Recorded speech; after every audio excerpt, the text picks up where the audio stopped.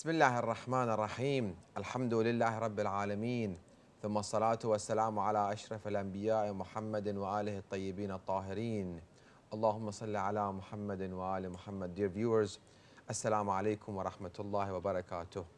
Once again, it's an honor to be amongst you discussing the holy verses of the Quran and the narrations of Ahlul Bayt alayhimus salam, asking Allah subhanahu wa ta'ala by the blessing of Quran and by the blessings of the narrations of Ahlul Bayt alayhimus salam and us being next to the shrines of Abu Abdullah al-Hussein and Abu al-Fadl Abbas alayhi salam to bless us more in order to be able to apply the teachings of the Holy Quran into our lives and inshallah get closer and closer to Him.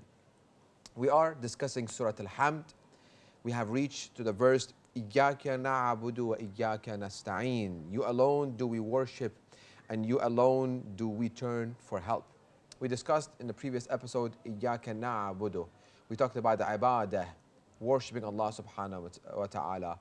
It means also to obey Him and why Rasulullah was sent.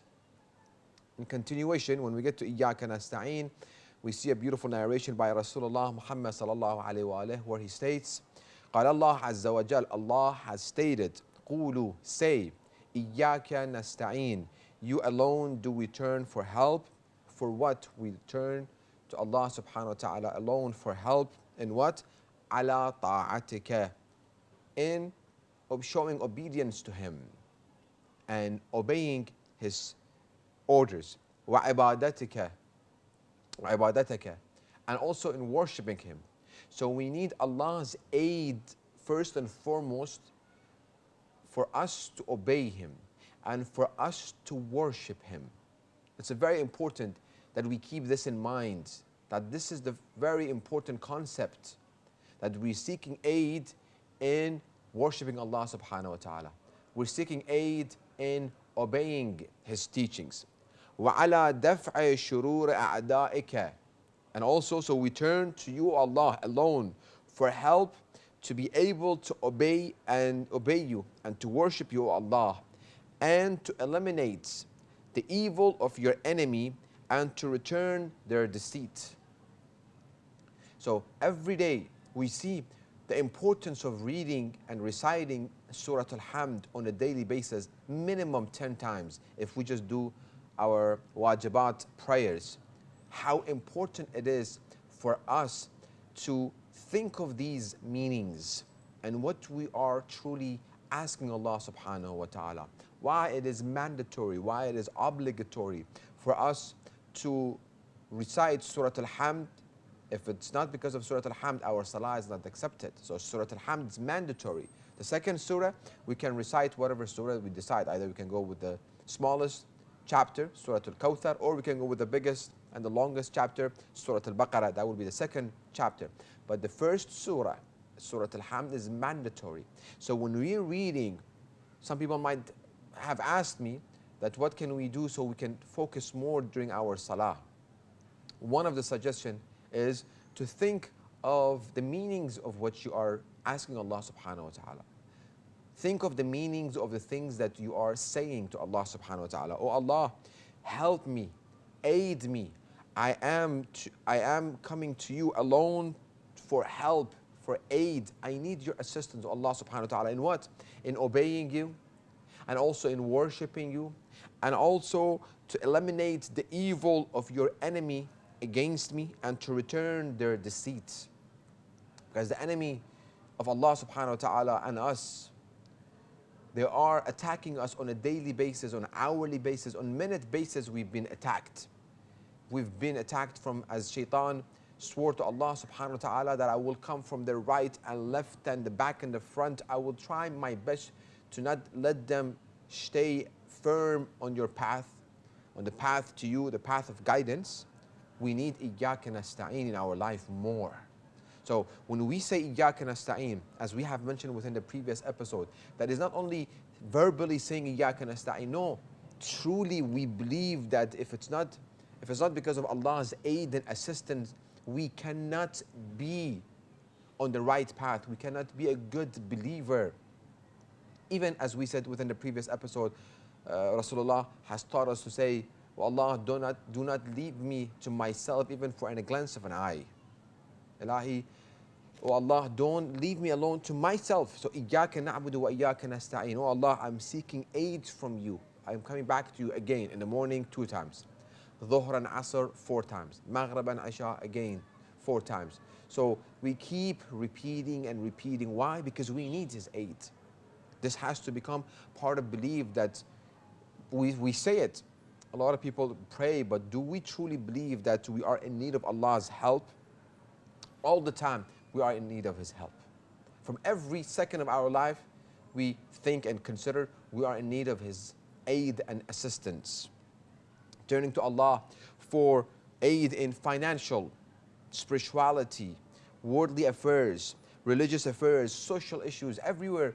First, we have to say, okay, Allah, how can I need help, oh Allah? And we have to truly believe that He can help us and He can open an avenue, open a gate for us when we see all the doors are closed. This is called yaqeen, certainty, iman. When I believe that Allah, as soon as He intervenes, and when He intervenes, all the closed door will be open to me. But it's the time that He's going to do it. And it is to my maslahah, to my benefit when He does it. But unfortunately, some people, their patience are very, very low. The level of their patience is very, very low. So as soon as they face some difficulties or some challenges, they start complaining, oh Allah, why is this?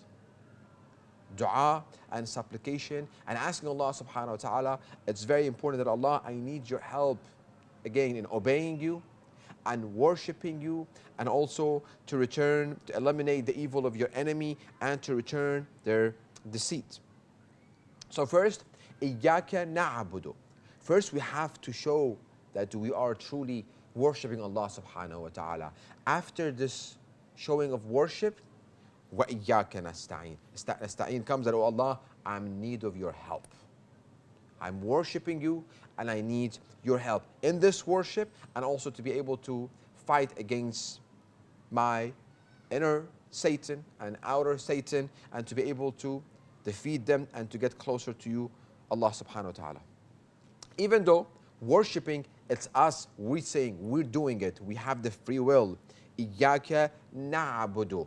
We do, but still, even within these ibadah, within these acts of worships, we are in need of your help, O Allah subhanahu wa ta'ala. وَإِيَّاكَ نَسْتَعِينُ. And it's between free will and predestination. Free will, that we are worshipping. We are acting upon the worships that Allah subhanahu wa ta'ala has prescribed for us. But at the same time, we should remember that if it wasn't because of Allah's aid and assistance, we wouldn't be able to worship Him. So it's a both way, not completely free will and not completely predestined. No, we do some part and we need Allah's help. We are in need of His help in order to be worshipping Him. If I see I have a problem within my salah, and I just keep saying salah, I come Allahu Akbar, I pray my prayer, suddenly I see myself, Assalamu alayna wa ala abadillah salihin, Assalamu alaikum wa rahmatullahi wa barakatuh. I finish salah, I don't know what I have read. Well, let me ask Allah subhanahu wa ta'ala, oh Allah, I need your help, that during my worship, during the acts of worship that I'm going through, I'm in need of your help so I can be patient, I can pay attention to what I'm reciting, and I can get closer to you, Allah subhanahu wa ta'ala. So, one criticism that we, the followers of Ahlul Bayt alayhim salam, get. We have people who criticize us that say, okay, see, within the Holy Quran, the first chapter, Allah has taught us to say, إِيَّاكَ نَعْبُدُ وَإِيَّاكَ نَسْتَعِينُ. You alone do we worship, and you alone do we turn for help. Then how comes that you guys go to your belief, to Ahlul Bayt alayhim salam, to Muhammad and Ali Muhammad, and ask for help? Don't you have to ask help directly from Allah subhanahu wa ta'ala? Hasn't Quran taught you to only ask from Allah subhanahu wa ta'ala? You alone do we worship, and you alone we come back for help. We get this criticism. And our youth and us adults, all of us, we are in need of being able to answer these questions, these misconceptions, these doubts that comes, and our youth are getting these misconceptions and doubts. They should be able to answer it. So, very good question. But before answering, I'm going to give you a concept. It is very important, that becomes a very good action plan. It is very important. Anyone who brings us a verse of the Holy Quran and wants to argue against us based on this holy verse, that you believe in so and so, and look, the Quran said so and so, or you are going against the teaching of Quran because this verse says so and so. Well, we have to be very, very careful. The first answer we have to give them: have you read other verses of the Holy Quran? Have you read the previous chapters? Have you read the chapters before that? Have you read all the verses within the same chapters? Have you read Quran completely and you can see all the verses and you are familiar with all the verses? Or you just bring one verse out of context and you haven't read what is before, what is after, other chapters? Has it been other verses that discuss and explains these verses or not? That's very important for us to keep in mind. But unfortunately, as soon as we are confronted with a misconception and a doubt, due to the lack of knowledge, due to not understanding, and we have not read the Quran from the beginning to the end, and not being familiar with the verses of the Holy Quran, they bring a verse of Quran and they bring some quote unquote rational reasoning, and we start doubting our faith, doubting our religion. Oh, how can we go to Ahlul Bayt alayhim salam when we come, inshallah? I pray to Allah subhanahu wa ta'ala by the blessing of Quran and Imam Hussein alayhi salam to grant you visitation of the shrine of Imam Hussein alayhi salam as soon as possible. Well, we come to Imam Hussein alayhi salam, we ask for our need. We go to Abul Fadl Abbas alayhi salam, Bab al-Hawa'ij, the gate of granting people's needs. We go to him, we go to Najaf al-Ashraf, to Amir al-Mu'mineen, Ali ibn Abi Talib alayhi salam, Kadhimain, Samarra, Mashhad, and we go to Ahlul Bayt alayhim salam, seeking aid, asking our needs from that, oh Ahlul Bayt, give us, grant us our needs. We have ill people, we have financial problem, we have family problem, we have social issues, and so on and so forth.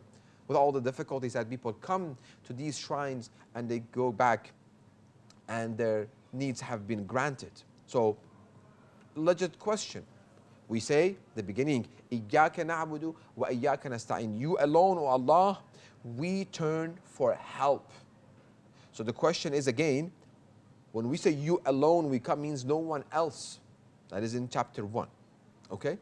We tell the person who is asking us a question, have you read chapter 2, verse 153? Surah Al-Baqarah, basically the next chapter, verse ayah 153. Same Allah who has taught us in the first chapter to say إِيَّاكَ نَعْبُدُ وَإِيَّاكَ نَسْتَعِينُ. The same God in the second chapter has taught us يَا أَيُّهَا الَّذِينَ آمَنُوا, O you who have believed, أَسْتَعِينُوا بِالصَّبْرِ وَالصَّلَاةِ إِنَّ اللَّهَ مَعَ الصَّابِرِينَ. O you who have believed, seek assistance, seek aid, seek help. Through what? Through patience and prayer. Surely Allah is with the patient. So, إِيَّاكَ نَعْبُدُ وَإِيَّاكَ نَسْتَعِينُ. Oh Allah, I come to you alone and I seek aid from you. He taught us to say this. But the same Allah, same God, He tells us, seek aid. O who you have believed, seek aid and assistance from what? From patience and prayer. Sabr. How many hours and hours and hours of discussions we have to give and we have to read about sabr and patience, which unfortunately we see some members of the community, some members of the society, as soon as they face some difficulties, some challenges, they are not patient, and they want their problems to be resolved within the next minute or two or hour or day maximum. They can prolong their patience. وَيَا الَّذِينَ آمَنُوا, or you have believed, يَا أَيُّهَا الَّذِينَ آمَنُوا أَسْتَعِينُوا, seek aid. Allah is ordering us, when you face the difficulties, when you face a challenge, be patient. That's the first element. So Allah subhanahu wa ta'ala is telling us to seek aid from something that Him, other than Him. Allah, patient. He says seek aid from patience and seek aid from prayers. Salah, wajibat. That becomes a good second action plan. Anytime that we are facing difficulties and challenges within our life, be it whatever challenge that we are facing, let us start doing wudu and sitting on our sajjadah, reading a couple of pages of Quran and praying 2 rak'ah salat al-hajj. in our qunut, we can mention in whatever language that we want to speak, we can talk to Allah subhanahu wa ta'ala in our qunut. Oh Allah, I have this problem, I have this difficulty, I have this challenge. Oh Allah, I'm trying to pray my prayers on time, I need your help to grant me. So these are the mustahabbat, these are extras, these are things that by us doing it, we are following the teachings of Quran, following the teachings of Allah subhanahu wa ta'ala, where He said, Asta'inu bis-sabri was-salat. When you face difficulties, seek aid and assistance from patience and prayer. So on a daily basis, so number one, Allah has told us to seek aid from other things. Number one. Number two, on a daily basis, we seek help, aid, and assistance from one another. Wife from husband, husband from wife. An individual from the doctor. When we go to the doctor, we are in need of doctor's aid and assistance and help. Parents from kids, kids from parents, and so on and so forth. On a daily basis, we are in need of each other's help. But by us going to the doctor, are we saying that this is the doctor who he is by himself?